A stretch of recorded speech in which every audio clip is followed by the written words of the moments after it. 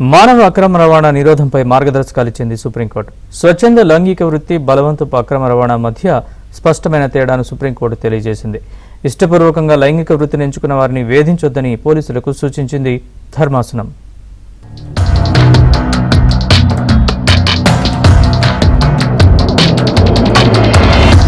దేశంలో మానవ అక్రమ రవాణాను అరికట్టడంతో పాటు సెక్స్ వర్కర్ల హక్కులను కాపాడేందుకు సుప్రీంకోర్టు చారిత్రాత్మకమైన మార్గదర్శకాలను జారీ చేసింది.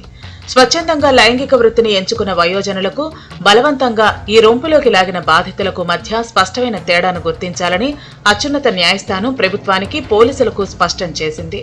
రాజ్యాంగంలోని ఆర్టికల్ 21 ప్రకారం దేశంలో ప్రతి ఒక్కరికి గౌరవంగా జీవించే హక్కు ఉందని, కేవలం లైంగిక వృత్తిలో ఉందనే ఏకైక కారణంతో ఏ తల్లి నుంచైనా ఆమె బిడ్డను బలవంతంగా వేరు చేయలేరని సుప్రీంకోర్టు తేల్చి చెప్పింది.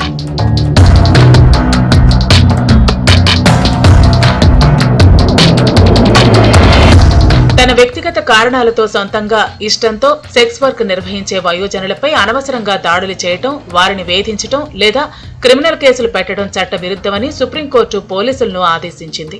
అలాగే రెస్క్యూ ఆపరేషన్లు లేదా దాడులు నిర్వహించే సమయంలో సెక్స్ వర్కర్ల ఫోటోలు, వీడియోలను ప్రసారం చేయటం లేదా వారి గుర్తింపును వెల్లడించడం తీవ్రమైన నేరమని మీడియాకు హెచ్చరికలు జారీ చేసింది. స్వచ్ఛందంగా ఈ వృత్తిలో ఉన్నవారిని వదిలిపెట్టి మహిళలు, మైనర్లను బలవంతంగా అక్రమ రవాణా చేసే మాఫియాపై మాత్రమే కఠిన చర్యలు తీసుకోవాలని, వారిపై ఉక్కుపాదం మోపాలని స్పష్టం చేసింది.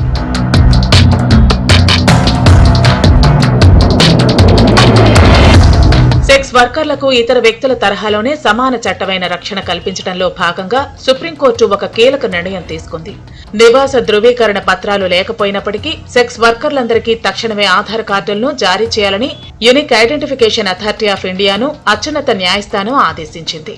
దీని ద్వారా వారికి సామాజిక భద్రతతో పాటు ఇతర వ్యక్తుల తరహాలోనే ప్రభుత్వ పథకాలు, ప్రయోజనాలు పొందే అవకాశం లభిస్తుందని సుప్రీంకోర్టు అభిప్రాయపడింది. ప్రభుత్వం అందించే సంక్షేమ పథకాలను వారికి అందించాలని తెలిపింది. యువతులు, మహిళలను అక్రమ రవాణా చేస్తున్న ముఠాలను టార్గెట్ చేయాలంటూ సుప్రీంకోర్టు కీలక ఉత్తర్వులు ఇచ్చింది.